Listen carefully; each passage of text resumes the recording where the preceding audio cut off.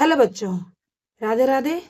मैं आज क्लास 6 का सैम्पल पेपर करवा रही हूँ जो आपको पेपर में आपके काफ़ी हेल्प करेगा, क्योंकि अभी जो 6 का सिलेबस है ना, वो नया है, इस साल चेंज हुआ है पूरा।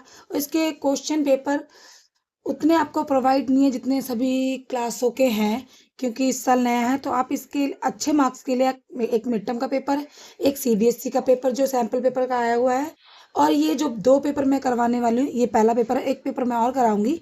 अगर आप इन 4 पेपरों को बहुत अच्छे तरीके से कर लेते हो तो आपके नंबर कहीं नहीं रुकेंगे, कोई भी प्रॉब्लम नहीं होगी, कोई भी दिक्कत नहीं होगी।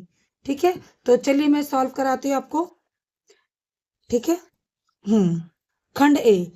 तो सबसे पहले आप पेपर के बारे में समझ लो कि पेपर कैसे आएगा। देखो, section A B C D E 5 भागों में बटकर आएगा पेपर। टोटल 60 मार्क्स का पेपर है आपका।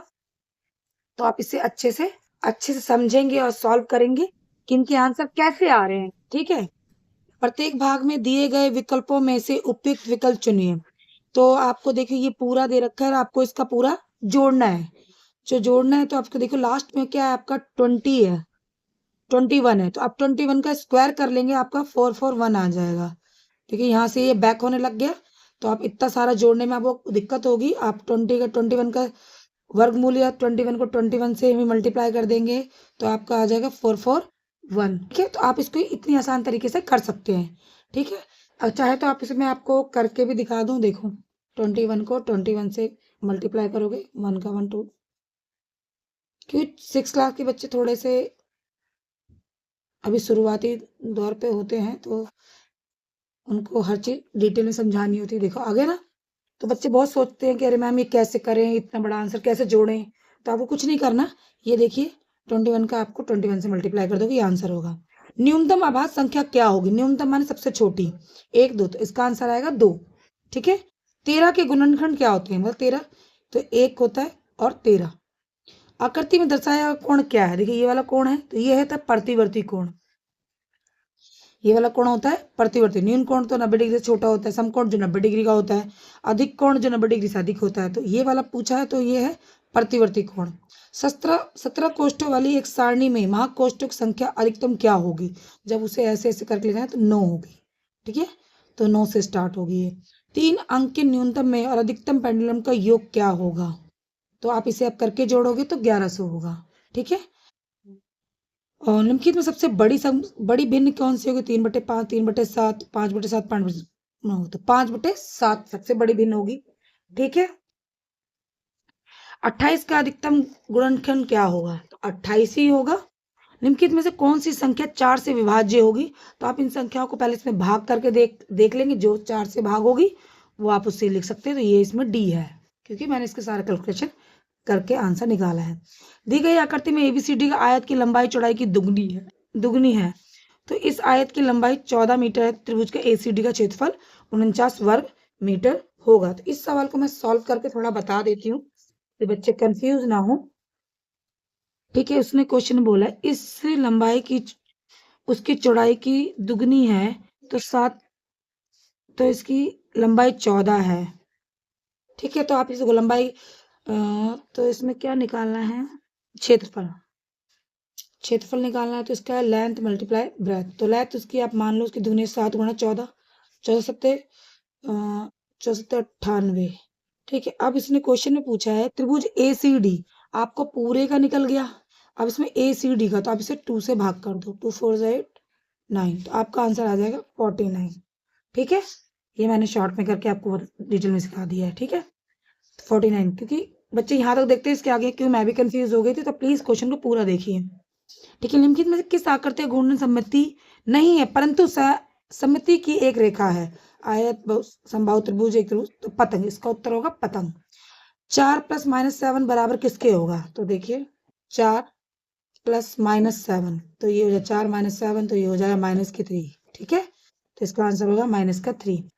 अब आ जाते हैं यहाँ तक। तो ये 12 क्वेश्चन आपके ऐसे सॉल्व हुए। अब आया केस स्टडी। आपको एक कहानी दे दी है, गेहूं के खरीद निम्न वर्ष की अधिकतम इतने इतने, और आपको यहाँ पे एक आयत का फिगर दे दिया है, मतलब आलेख बनाकर दे दिया, और इसमें से आपको क्वेश्चन पूछे हैं, आपको उसका आंसर देना है।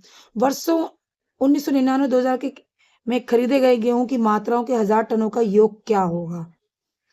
तो आप इसमें से जोड़ लेंगे 1999 और 2001, तो इसको जोड़ा और इसको जोड़ा तो टोटल आ जाएगा 45। ठीक है, वर्ष 1998, अब 98 का देखेंगे, 2002 का देखेंगे, फिर इसको जोड़ लेंगे, फिर देखेंगे मात्रों में 1000। अंतर माने घटाना, अंतर जहाँ पूछे वहां घटाना है, जहाँ योग पूछे वहां जोड़ना है, तो 15। ठीक है, वर्ष 1998 में 2002 तक खरीदे गए गेहूं की कुल मात्रा 1000 टनों में से थी। तो भाई 1998 में इनको कुल पूछा तो भी जोड़ा जाएगा, तो 110। ठीक है, यहाँ पे आपका सेक्शन ए खत्म होता है और ये टोटल आपके 15 नंबर का है, तो बहुत अच्छे से करोगे तो 15 में से 15 नंबर आप ले सकते हो। सेक्शन बी, ये बहुत अच्छा है। देखिए, 37 भुजाकार संख्याओं का अनुक्रम का एक पद सत्य है या असत्य है। ठीक है, तो इसको आप सत्य और असत्य में आपको आंसर देना है। और 1 से 100 तक की संख्याओं में 6 21 बार आता है, तो हाँ भाई ये सत्य है, 21 बार आता है, मैंने करके देखा था। चलो मैं आपको भी दिखाती हूँ, ये असत्य है। ठीक है, के अनुक्रम का एक पद देखो ऐसे एक साथ 1937 बनेगा, और बी में इसका आपका ऐसे आप करके देखो, आपको करके देखना पड़ेगा ये, तब इसे काउंट करोगे तो 21 बार आएगा। ठीक है, अब ठीक है, अब आ जाती 6 और 9 के प्रथम सारों, तो आप 6 का पाड़ा लिखोगे, 9 का पाड़ा लिखोगे। सार गुणज गुणज वो होते हैं जो दोनों में आए, 18 इसमें भी, 18 इसमें भी, 36 इसमें भी, 36 इसमें भी, तो ये आपका आंसर हुआ। ठीक है, अब आ जाओ 16 से सभी छोटी भाज्य संख्या है। भाज्य संख्या क्या होती है, पहले आपको ये समझना जरूरी है। भाज्य संख्या वे संख्या होती है जो अपने अलावा किसी और से भी भाग हो जाती हैं। तो 4 6 8 9 10, ठीक है, 1 2 14। ठीक है, 36 और 48 के तुल्य भिन्न जिसका हर 4 हो। देखिए 36 और 48 है और इसका ये अंश होता है, ये हर होता है। आप 4, अब इसको कैसे निकालो, देखो 4 को इससे भाग करो, 4 एकम 4, 4 दूनी 8, तो 12 को 36 से भाग करो, 3 आ जाएगा, तो ये आपका आंसर। ठीक है, आप ऐसे निकाल सकते हो। उस त्रिभुज का परिमाप ज्ञात कीजिए जिसकी भुजाएं 12 14 16 होती है। तो कुछ नहीं करना है, आपको एक त्रिभुज बनाना है, उसकी तीनों भुजाएं दिखानी है, तीनों को जोड़ देना है। त्रिभुज का परिमाप निकालने का फॉर्मूला होता है तीनों जो भी भुजाएं दी होती है, तीन ही भुजाएं होती है, तीनों भुजाओं का योग, तो जोड़ के 42 आ गया। आप इसको मैंने यहाँ पे करके इसलिए दिखाया है बच्चों, ताकि आप जब पेपर में पूछा जाए क्वेश्चन तो आप इसी तरीके से करें, ताकि आपको प्रेजेंटेशन अच्छी हो तो मैडम नंबर भी आपके अच्छे देगी। ठीक है, अब आ जाओ, हाँ, घड़ी में घंटे की सुई द्वारा घूमे समकोणों की संख्या। देखो 12 पर घड़ी है, 9 तक जाती है, तो मैं इसको 2 तरीके से करके बता दूंगी। ठीक है, देखिए 9/12, 12 पे खड़ी थी, 9 पे जा रही थी, तो भाई 12 बटे, तो काटा 3/4, 3/4 360, किसी भी घड़ी का पूरा 360 डिग्री से काटा तो 90, 27, 270 बार, तो आई मीन 3 बार वो घूमती है। मैं कहती हूँ अगर ऐसे भी समझ में तो एक तरीका और बताती हूँ। देखो 12 पे सुई है, ठीक है, वो 9 पे आएगी, तो वो एक बार यहाँ होगी तो यहाँ पे एक 90 डिग्री कोण बना रही है, फिर यहाँ आएगी बीच में तो एक बार यहाँ बना रही है, फिर यहाँ जाएगी, तो ये 3 बार। ठीक है, आपको अगर दोनों तरीके समझ में आ गए तो बहुत अच्छी बात है, वरना तो ये वाला ज्यादा आसान है, आप समझ सकते हो। आसान तो दोनों ही है। ठीक है, त्रिज्या 4 सेंटीमीटर की एक वृत्त खींची। आप कुछ नहीं करना है, एक स्केल लेना, आपको प्रकार लगाना है, प्रकार में 4 सेंटीमीटर तक उसको खोलना है और उसको सर्कल लेके घुमा देना है गोल गोल। ठीक है, 4 सेंटीमीटर। ठीक है, अभी मेरे पास प्रकार प्रोवाइड नहीं था तो इसलिए मैंने नहीं करा, जब भी अगर मिलेगा तो मैं आपको अलग से एक वीडियो बनाकर दिखा दूंगी। ठीक है, चलिए -12 से बड़े 2 पूर्णांक लिखिए। तो -12 से, तो देखो -12 है, बच्चे कहते हैं मैम -11 क्यों लिख दिया, -10 क्यों लिख दिया। देखिए बेटा, ये इस साइड जा रहा है तो ये जितना जा रहा है छोटा होता जा रहा है, इससे आगे वाली संख्या कुछ भी हो सकती है, 9 ले लो, 8 ले लो। ठीक है, तो ये इसकी इधर वाली संख्या सारी बड़ी है। ठीक है, आप कुछ भी 2 लिख सकते हो आप। ठीक है, अब चलते हैं अभी कथन। देखिए भाई, अब यहाँ पर भी आपको जैसे क्लास 9th और 10th में भी पूछा जाता था, इसी तरीके से अब 6 से भी चालू कर दिया है। तो भाई 6 क्लास वालों तैयार हो जाओ, तुम बड़ी क्लास में आ गए हो भाई। ठीक है, अगर मेरी वीडियो अच्छी लगे, मेरे बताने का तरीका अच्छा लगता है तो बच्चों प्लीज लाइक करना, कमेंट भी देना, शेयर भी करना। और 6 क्लास के बच्चों को, क्योंकि वो अभी थोड़े से नए होते हैं तो उनको थोड़ी दिक्कत होती है, तो उम्मीद करूंगी समझ में आ रहा है।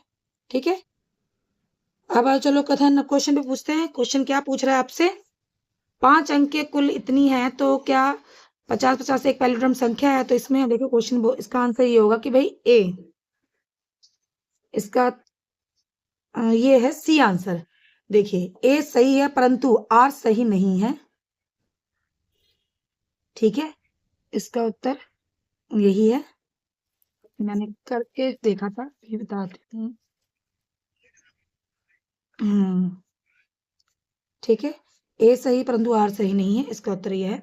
सेकंड, 16 12 में से 192 वर्ग सेंटीमीटर है, तो आयत का क्षेत्रफल लंबाई गुणा चौड़ाई होता है। हाँ, तो ये आर सही है। और इसका करके देखते, पता तभी चलेगा हमें कि भाई सही आंसर बोल रहा है कि नहीं बोल रहा। करके देखोगे ना तो ज्यादा अच्छा रहेगा। 16 × 12 को गुणा कर दो, 2 × 12 एक, हाँ 192 आ रहा है, तो हाँ भाई 192 वर्ग में होता है, तो भाई ए का सही है और आर भी सही है, तो इसका उत्तर होगा ए और आर सही है, आर ए का स्पष्टीकरण है, तो इसका उत्तर ए है। ठीक है, तो 20वें का उत्तर ए है और 19वें का उत्तर सी है। तो मैंने इसे करके देखा था, तब मैं इसको आंसर दे रही हूँ। ठीक है, 19वें का सी है और 20वें का बी है। यहाँ पे आपका सेक्शन बी भी खत्म होता है, 2 2 मार्क्स वाला। अब चलते हैं सेक्शन सी पे। ठीक है, सेक्शन सी स्तंभ, इसको आप मैचिंग करना कि 7 का गुणज क्या है, 45 का गुणनखंड क्या है, 9 का गुणज क्या है, 28 का गुणन। सबसे पहले तो आपको ना ये समझना होगा कि गुणज और गुणनखंड क्या होता है। गुणज और गुणनखंड क्या होता है, ठीक है। गुणज वो होता है, मतलब जैसे 7 का गुणज, 7 का गुणज क्या होगा, 7 के पहाड़े में जो आ रहा है, 7 के पहाड़े में जो आ रहा है, ठीक है, तो ये इसका गुणज है। अब ये गुणनखंड है, तो 45 किसके पहाड़े में आ रहा है भाई, तो 45 आ रहा है 15 के पहाड़े में। ठीक है, आपको गुणज और गुणनखंड में बहुत बच्चे कंफ्यूज हो जाते हैं और गलत कर देते हैं। सबसे पहले गुणज और गुणनखंड का आपको डिफरेंस समझना होगा। गुणज होता है जो जिसके पहाड़े में आता है, और गुणनखंड वो खुद जिसके पहाड़े में आता है। ठीक है, अब 9 का गुणज क्या है, 9 का गुणज है आपका ये रहा 36। 28 का गुणनखंड है 4, 4, और 8 का गुणज है 24। ठीक, यहाँ पे इसको ऐसे ही मिलाएंगे, आपके फ्री के 5 मार्क्स हैं एकदम बढ़िया से। बस इसमें गुणज और गुणनखंड का गड़बड़ मत करना, नहीं तो पूरे नंबर खत्म हो जाएंगे आपके। ठीक है, सेक्शन डी, -8 में से 1 के बीच में सभी पूर्णांकों अवरोही क्रम में लिखिए। तो सबसे पहले आपको पता होना चाहिए अवरोही क्रम क्या होता है, छोटे से बड़े की तरफ। ठीक है, तो पहले से 0 0, फिर 0 1, -2 -3 -4 -5 -5 -6 -7। ठीक है, तो यहाँ पे 12वां क्वेश्चन भी खत्म होता है। अब चलते हैं पूर्णांक, ये अथवा वाला मैंने कर दिया है। इसको आपको योग ज्ञात करना है। देखो योग कैसे ज्ञात करना है, देखो यहाँ पे -1 प्लस -3 प्लस, यहाँ पे 4 दे रखा है, देखो बच्चे कंफ्यूज करने के लिए, प्लस -6 प्लस -8। अब देखिए सब माइनस माइनस को अलग कर लो, ये इसको अलग कर लिया, इसको अलग कर लिया, इसको अलग, 8 6 14 और एक ये 15 3 18, तो यहाँ पे लिख दिया 18 माइनस का 18। अब प्लस प्लस को अलग कर लेंगे, 4 और 9 9 4 13, इसको अब माइनस प्लस, यहाँ पे माइनस का 5 उत्तर आएगा। ठीक है, अब चलते हैं मिश्र भिन्नों को योग ज्ञात कीजिए। तो मिश्र भिन्नों का योग कीजिए, आप ऐसे ही सवाल, जैसे आपको क्वेश्चन पेपर है ये, ठीक है, ऐसे ही आपको जैसे कोई क्वेश्चन आपको डिफिकल्ट लगता है, उस क्वेश्चन के 2 4 5 तरीके से और सॉल्व कीजिए, ताकि आपको कॉन्सेप्ट क्लियर हो जाए। ठीक है, तो यहाँ पे आपको सवाल दिया हुआ है, 2 सही 4/5, 3 सही 5/6, 5 दूनी 10 14, 14/5, 6 3 18, 5 23, 23/6। अब इन दोनों का एल्सियम लेंगे, 30 आ जाएगा। 5 के पहाड़े में 30 कब आता है, 6 पे। 14 को 6 से गुणा किया 84। ठीक है, 6 पे 6 पंजे, इसको 5 115, दोनों को जोड़ दे 199 30। इसको अब इससे भाग करके कर देंगे। अगर आप यहाँ तक भी चले जाते हैं ना, कोई टीचर नहीं काट सकती आपके नंबर, यहाँ तक लेते तो बहुत अच्छे बल्ले बल्ले हैं फिर तो आपके। ठीक है, यहाँ पे आपका क्वेश्चन खत्म होता है 13वां भी। अब 14वां, 5 किरणें 3 न्यून कोण, 1 अधिक कोण और 1 समकोण लिखने पर इनकी आकृति का उपयोग कीजिए। 5 किरणें लिखनी है, देखो कोई सी भी लिख दो बेटा, ओ सी ओ ई ओ ए ओ बी ओ डी। ठीक है, खत्म। यहाँ पर एक आयत की रचना कीजिए जिसकी लंबाई 6 सेंटीमीटर और 5 सेंटीमीटर। रचना करनी है, रचना आपको करके देखनी है भाई। देखो इसकी रचना करनी है, तो 6 सेंटीमीटर लंबाई है और 5 चौड़ाई है, तो देखो इसकी 5 चौड़ाई है, ये इसकी लंबाई है, तो ये इसकी लंबाई होगी। ठीक है, तो आपको स्टेप बाय स्टेप लिखना है।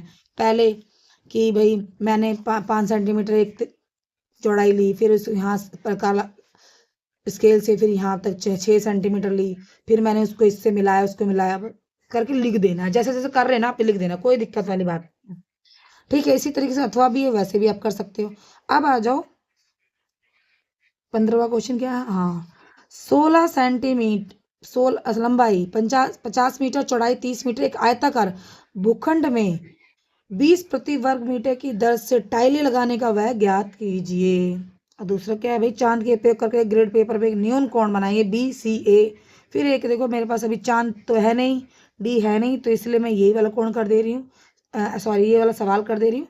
ठीक है, यहाँ पे सेक्शन ये आपका सवाल खत्म हो जाएगा।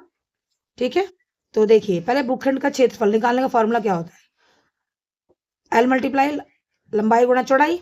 ठीक है, लंबाई उसकी 50 दे रखी है, चौड़ाई उसकी 30 दे रखी है, उसको गुणा कर दिया 1500 वर्ग मीटर आ गया। अब वो कह रहा है भाई 20 रुपए वर्ग मीटर की दर से टाइल लगाने का खर्च, 20 रुपए वर्ग से 1500 गुणा किया 30,000 रुपए आ गया उसका। ठीक है, तो आसान है एक्सरसाइज, आशा करती हूँ आपको समझ में आई होगी, उम्मीद करती हूँ। ठीक है, और अच्छी लगी वीडियो तो प्लीज सभी 6th क्लास के बच्चों को शेयर कीजिए ताकि उनकी भी हेल्प हो सके और अच्छे मार्क्स ला सको। अब लगता है कि थोड़ी सी भी वीडियो मेरी आपके लिए हेल्पफुल है तो मुझे थैंक यू कहना नहीं भूलना, और मैं और भी अच्छी वीडियो बनाऊंगी और मैं एक और सैम्पल पेपर इसका बना दूंगी ताकि आप सब मैथ में बहुत अच्छे नंबर लेकर आए। कुछ भी डाउट बच्चे कमेंट में बोलना, मैं आपको जरूर रिप्लाई करूंगी, आंसर दूंगी।